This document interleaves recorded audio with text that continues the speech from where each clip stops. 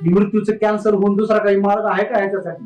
तर ती त्याची इच्छा मला माहिती होती येशूला, की मला क्रूसावर मेलच पाहिजे, मला रक्त सांडणं गरजेचंच आहे, मला रक्त ओतणं गरजेचंच आहे, कारण मी रक्त जर ओतलं नाही तर कुणाचं तारण होणार नाही. हालेलुया. म्हणून येशूला माहित म्हणून प्रार्थना करतोय, प्रभू काही इच्छा आहे का? प्रोग्राम कॅन्सल होतो का मृत्यूचा? पिता म्हणला नाही, तुला मरावंच लागेल.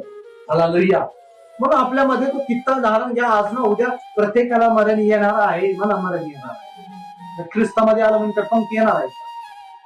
म्हणून ख्रिस्तामध्ये बी राहिलो तर पापाचा परिणाम मरण दिलेला आहे, तो दंड रद्द होणार नाही.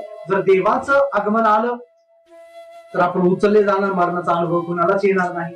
पण आता जर जे मरण आहे आपल्या समोरच आहे, 90-80 वर्ष आपण जगणार, पण मृत्यूच्या अगोदर आपल्याला तारण प्राप्त करून घ्यायचे.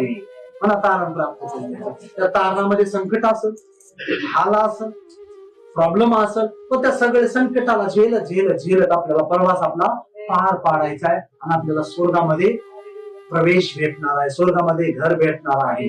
त्या सगळ्या गोष्टी आपल्याला मानवी हृदयाला शिकवायच्या, मला शिकवायच्या. नुसतं अर्धवट शिक्षण